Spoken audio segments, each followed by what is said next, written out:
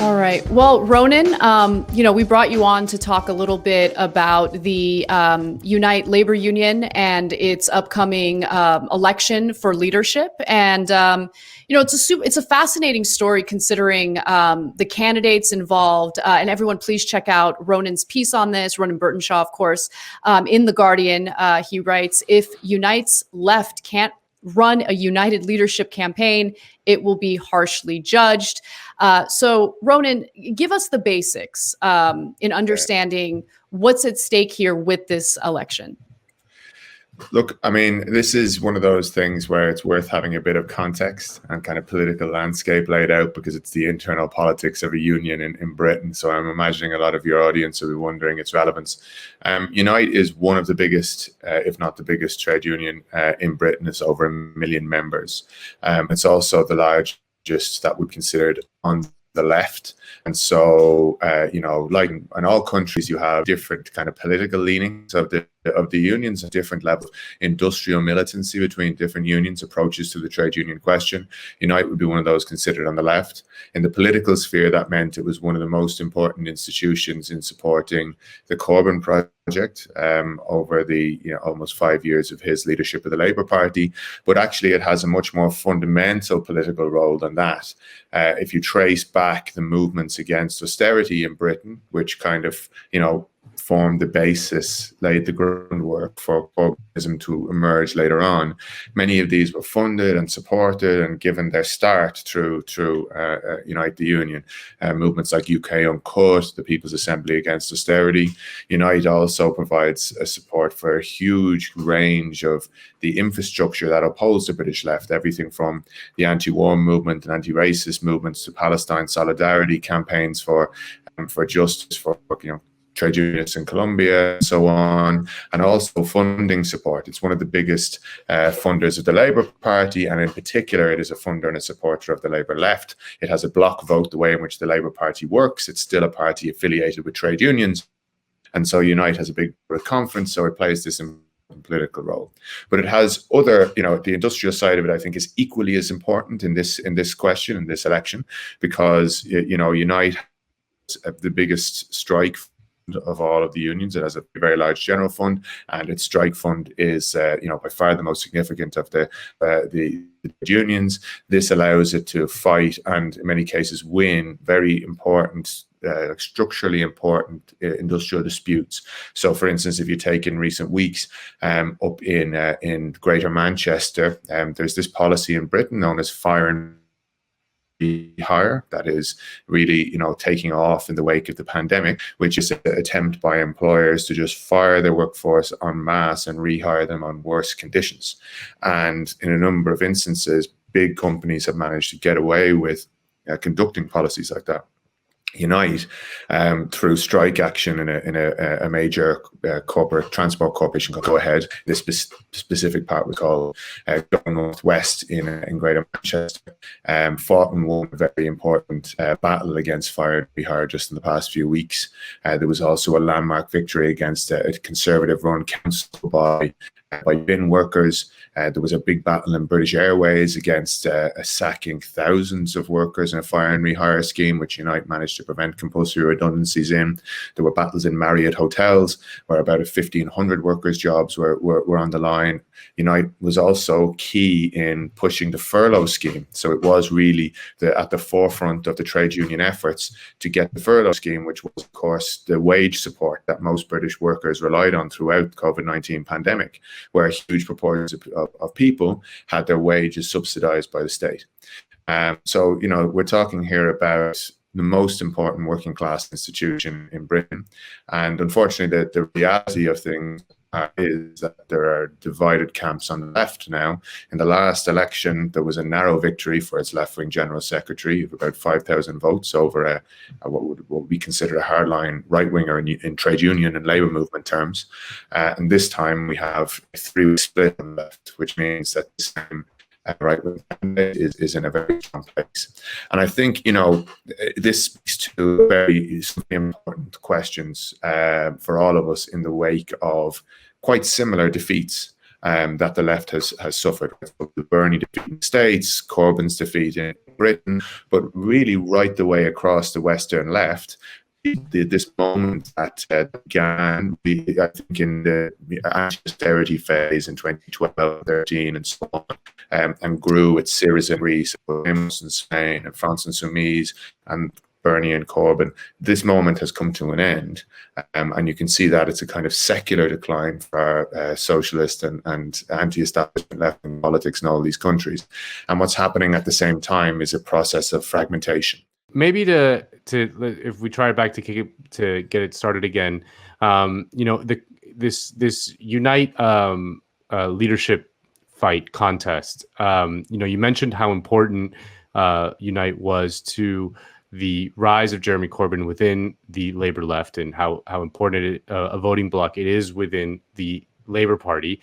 Obviously, Corbyn lost, and he's been replaced by a guy named Keir Starmer.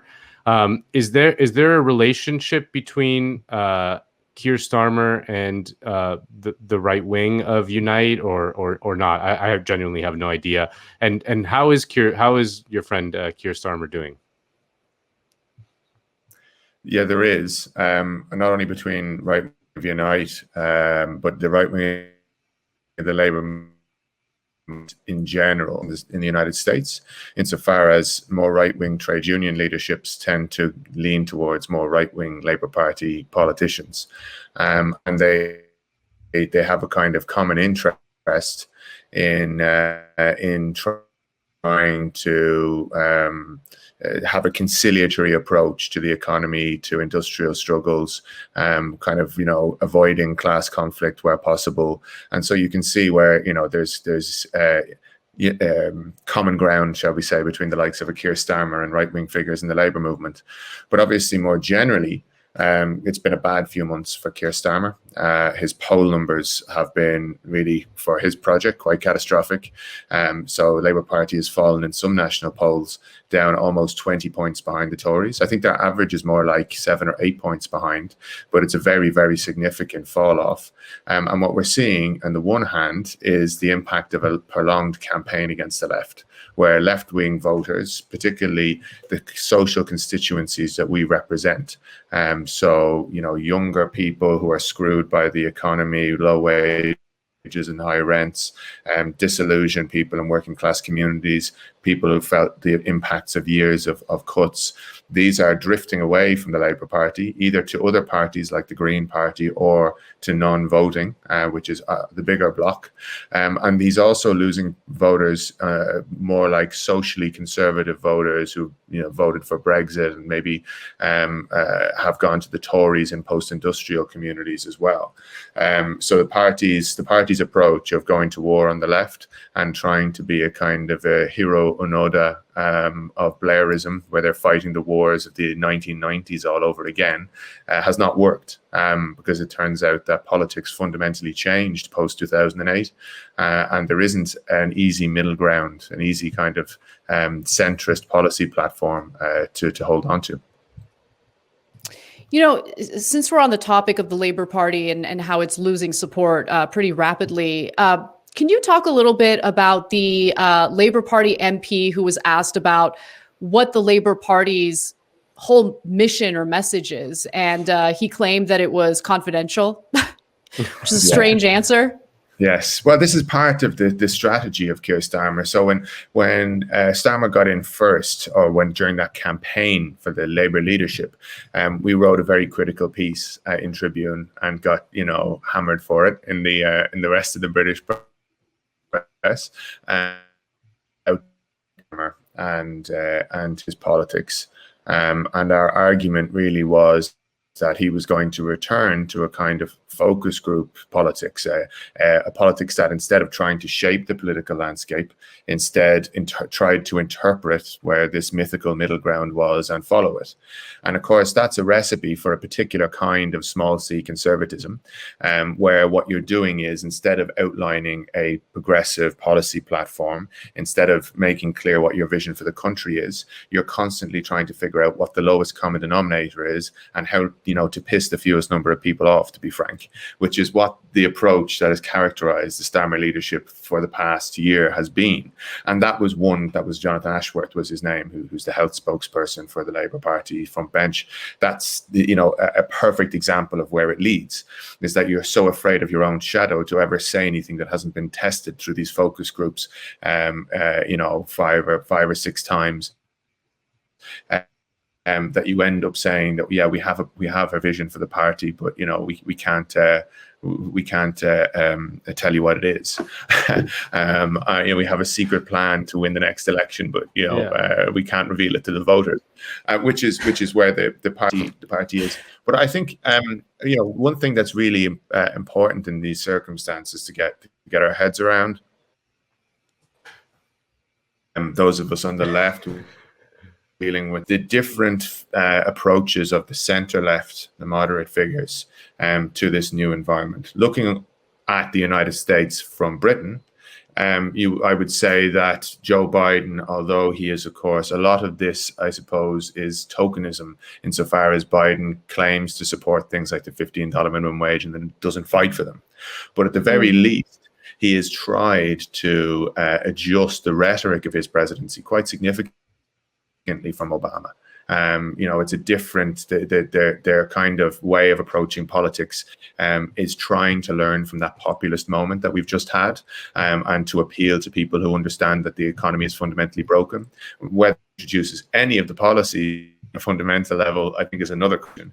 But one of the big challenges now, or one of the big questions really for the centre left, is do you have centre left politicians who just think this is the 1990s again and are trying to engage in battles of decades ago, chasing a mythical middle ground of people who are in an economy where people were quite happy with how things are going? Or are you going to have these centre left politicians who try to build broader coalitions that bring in some of our people? And both of those options present real trouble for the left and difficulties for us, because on the one hand, where you are in the States, you can see the difficulty with outlining a clear left-wing message, and I see this in how the squad is approaching Joe Biden, when obviously he is trying to at least speak to some of our issues, and people have this huge threat of the Republican Party on the other side, and all of a sudden they start to soften a bit on the corporate Democrat kind of machine, and it might be harder to hold our coalitions together on the left in the medium and long term, which I think is a real challenge for us. Whereas in Britain, we have a different question, where Keir Starmer and his lot have gone to war publicly with the left. And their view is this very dated idea, which is that the left is a kind of an anomaly. It represents these strange people with radical ideas who have no place in modern politics. They're not a legitimate player in the political system, and the only thing that the left does is it drags the left party vote down. Actually, they're fundamentally wrong, and what we're seeing in the polls now is that is incorrect. The left represents a real social constituency of people who are pissed off at the way the economy has been going for many years, decades in fact, but particularly since the crash.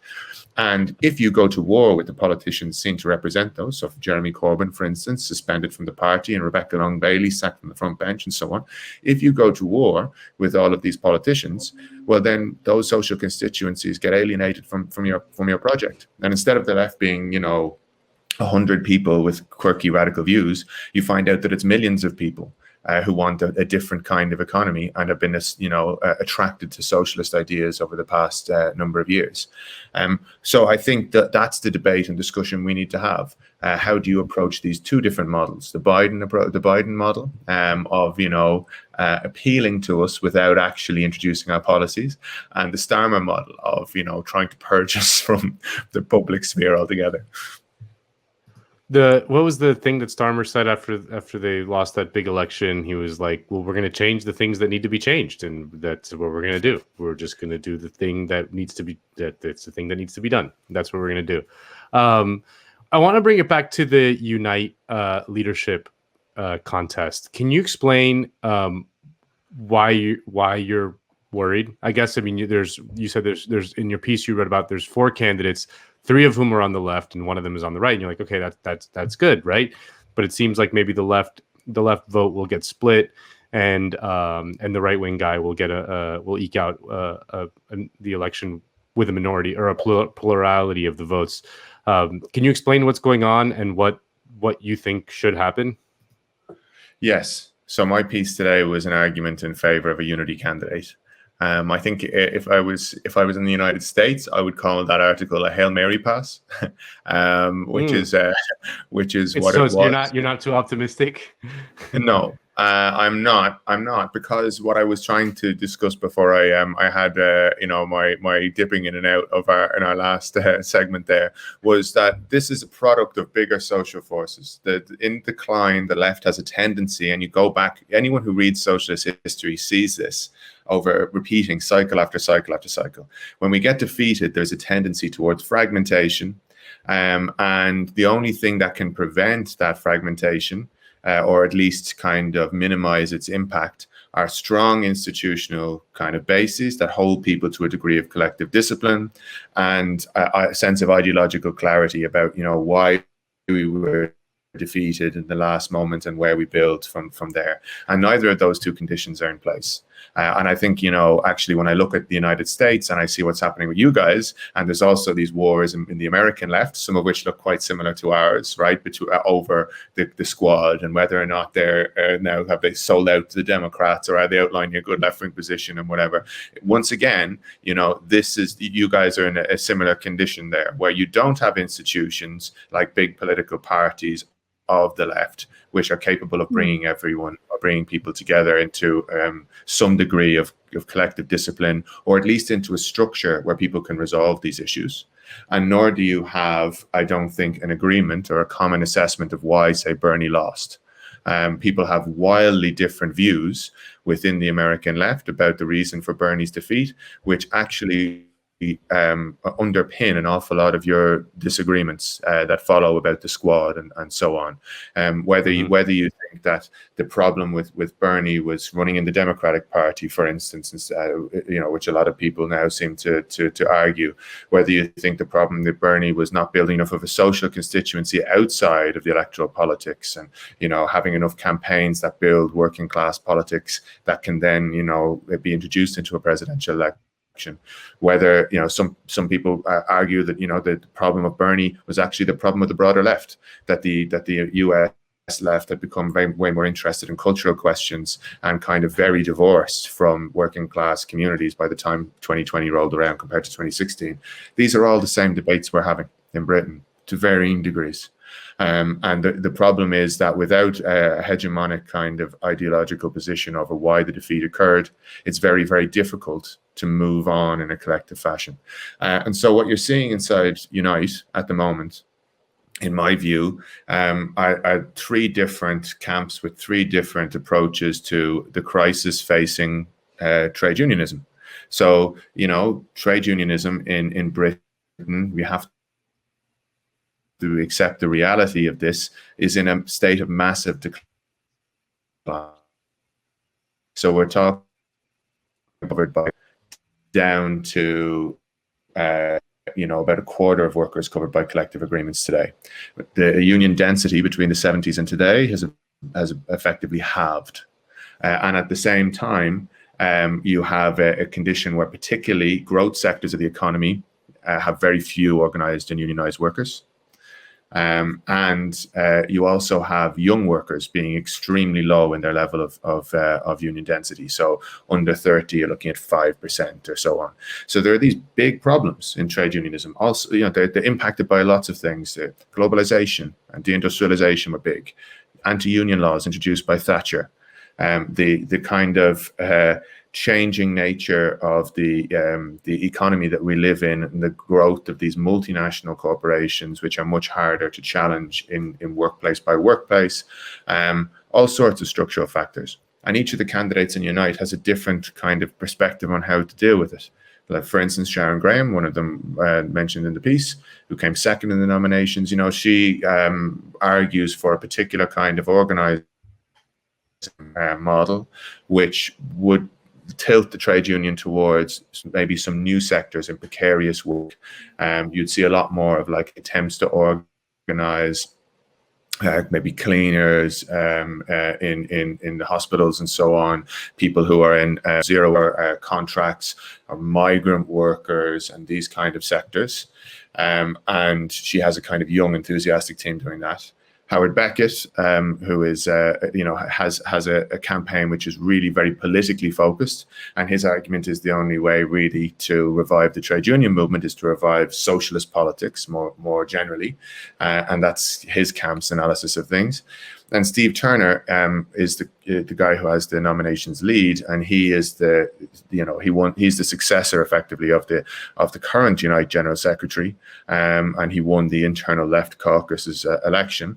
And his argument is that that Unite is one of the few that is trying to be on the right path on this by combining a politically combative approach with kind of strong industry. But he would have different focuses in the industrial terms to Sharon as well. So like his focus would be you organize in the places in the economy where workers have the greatest ability to exert power quite quickly, in places like, say, for instance, in industry and so on, which create conditions that allow for organization and high density of unionization, and therefore allow you to have very impactful strike action and so forth.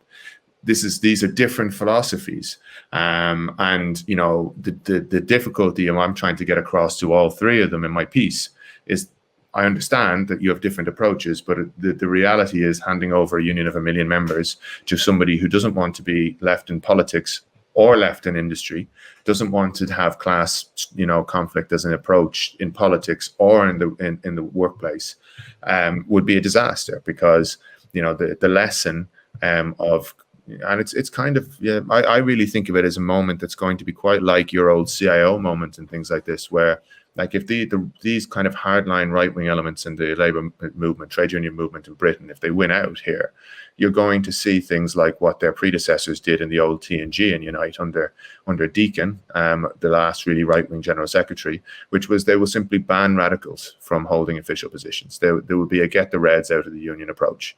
And I anticipate it being that bad. And so trying to make the case to people that you can have real differences on strategy and tactics, but in the end, resolving these amongst the left is preferable than the left eating itself and it being resolved for us by a right-wing solution. Can you talk a little bit about the outgoing General Secretary's legacy, Len McCluskey? Yeah. So, Len McCluskey, as I said, if you were to just look at the newspapers, you would think Len McCluskey was like just a figure in the Labour Party and little more, because that's what the media is obsessed with covering when it comes to Unite, is its role in Labour. And Len McCluskey and his union have been the biggest and most important backer of Labour left for many years now. So this would be a real coup politically for Starmer and the rest of them if he was to be replaced by a right winger. I think there are a number of important things about Unite under Len McCluskey. There have been some very important key strategic battles that the union has waged. Obviously, at the moment, is doing a national campaign against fire and rehire, which I discussed, which is a key strategic battle. The only reason why it can do that is that a key element of McCluskey's philosophy for developing the union has been to build as big a strike fund as is conceivable. So say, for instance, in both of the last disputes that I talked about earlier on, in Go North West buses, where they took on fire and rehire and won, and in Thurrock Council, where the bin workers beat a Tory council, in both of those cases, those workers had double strike pay, which is to say that they were able to go out on prolonged industrial action while being able to maintain themselves over, like in one of those cases, 80 days, in another of those cases, 6 weeks of strike action, without it kind of destroying their livelihoods and getting them into huge amounts of debt or getting them booted from their houses. These are some of the more important factors, and people underestimate them sometimes, in winning industrial action. You can have the most militant and determined workers that you want, but if your union can't provide them with any kind a basis to sustain themselves over a long period of strike action, well, then it's not going to, they're not going to be able to win. And we learned this, in the hard way with the miners' strike in Britain, where in the 1980s, where there was this big campaign over many months with this really a titanic struggle of the striking miners. And the NUM, did its best to support them, but very quickly ran out of money. It wasn't a big enough union to take on the organised power of the British state over many, many months in a campaign. And you ended up with real poverty in mining communities, where workers were there was these attempts to kind of go around at left-wing events for most of that year with tin cans to put money in so that workers' kids could have food on the table and could have a warm coat in the winter and stuff. That's what you're talking about in prolonged strike action if you don't have a big strike fund. And I think that's McCluskey's biggest legacy, is that he leaves behind him a very significant strike fund.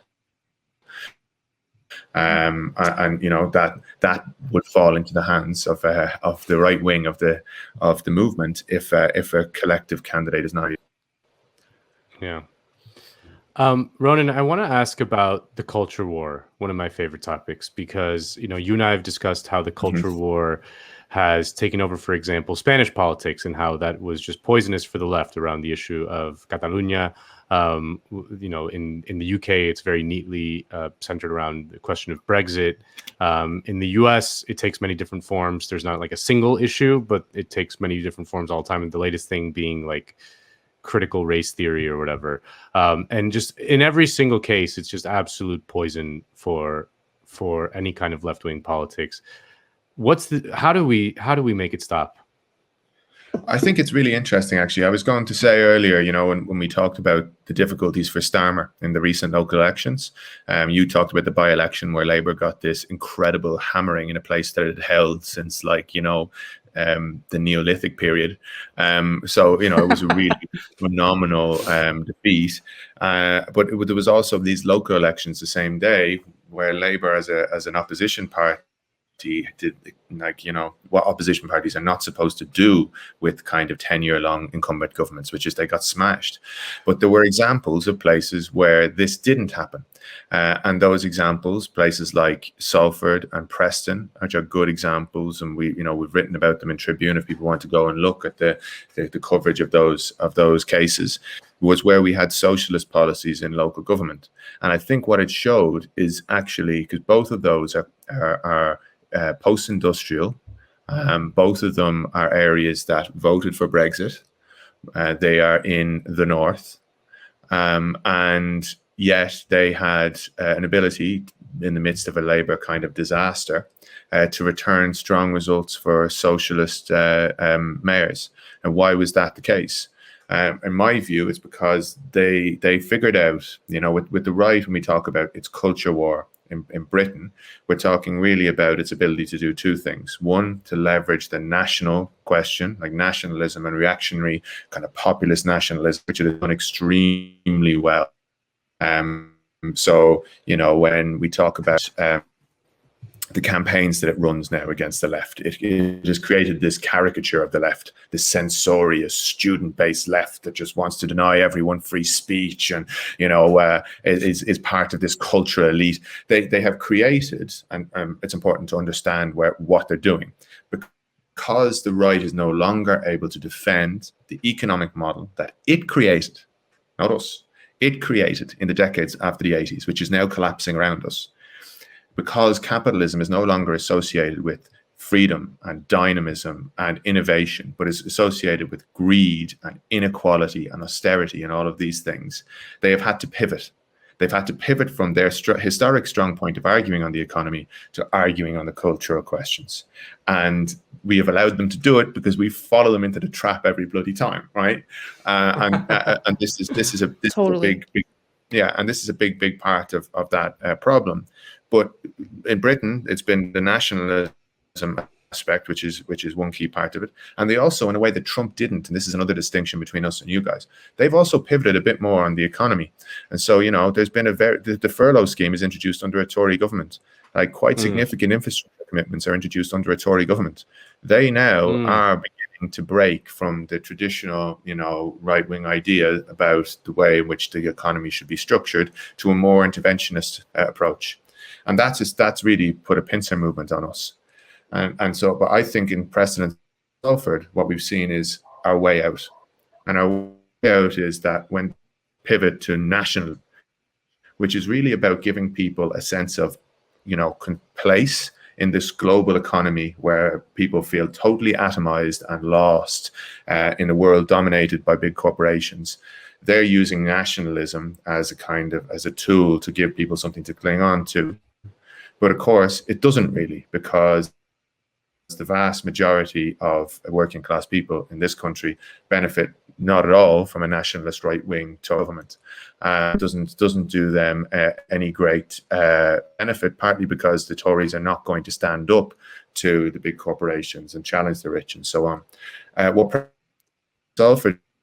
There's another way of doing this, giving people a sense of place and community through what they've done in socialist local government. So grounding people in their ability to control the processes of politics where they live. And so in Preston, you've got the Preston model, which puts a big emphasis on trying to retain as much of the money spent in Preston in the local economy as possible, but in really progressive ways. So through supporting cooperative taxi companies, through supporting cooperative cultural centres, through giving council buildings over to local arts collectives, through having a council-run cinema. So they're trying to democratise the local economy, and they play upon, the importance of the history of Preston. And this is something we have to get our heads around, the radical local history that talks to people and gives them a sense you can be proud of where you're from. You don't have to, this thing that the left is very concerned about giving people pride of place is wrong. Actually, people should have pride in the communities they come from. But it shouldn't be a pride that says, well, this is my country and it's not your country. It's this is my country. And, I endorse every aspect of its foreign policy or whatever else. It should be, this is my community. I have a real say over how it is built and how it is developed. I have a pride in its history. And in Preston, they do that. But they also then project and say this was a great home of the workers' movement. And it can be home to great things again. We can have a strong democratic politics that works for your community again by giving you these things. In Salford, you have a very similar message. In Salford, it's about, they've built the first council housing there in decades, and their model is slightly different. You've got, they're right beside Manchester, so you've got some influx of kind of area. What the council is doing is using that and directing at socially useful projects. So to making sure that there's insourcing of services, to making sure that council housing constructed, to making sure, and they're going to war now, having a big battle over having a living wage for all of the care sector workers who are under the authority of the council. These are the battles, and this is about giving people a sense of pride of place. And the other thing I think is very important in this challenging of the right's new culture war approach, which is so effective for them, is that we have to get better at clarifying in this country, that the Tories might build you a road to a free port, for instance, because they are doing some infrastructure projects. But in that town, that they built a road to, your job is still going to be low paid. It's still going to be insecure. Your services are still going to be cut. And they're never going to tackle, the right will never, ever, ever, no matter how much they talk populist, they will never tackle the growing inequality that comes from structural balance in our economy, where corporations and the rich own everything, and the rest of us have to rent ourselves to them in order to live. They will never challenge the power imbalance that comes from that fundamental question. And we have to say, we'll offer you the real thing. They're offering you token measures. We'll offer you the real thing. And what does that mean? So instead of it just being a piece of infrastructure here, or some a commitment to some industrial policy there, for instance, we have to be clear and committed. We're going to offer you power at work. We're going to offer you, every single person in this country, a living wage, enough to live on. We're going to offer you local government that is genuinely run not only in your interests, but in a way that's accountable to you, in a way that actually, is democratically created by the communities it's meant to serve. And if we can come up with those messages, I think we can beat the culture war, kind of game that we're in. I think we can win, but it does require learning from the past few years, and that's proving tricky for the left. Yeah. All right. Well, Ronan, thanks so much, man. No problem, and sorry for my internet being in and out. When we've won the battle against the culture wars, we'll also have broadband communism, and publicly owned fast broadband, and I'll be bailed out of these problems. Love it. Thank you again, Ronan. And we look forward to having you on again.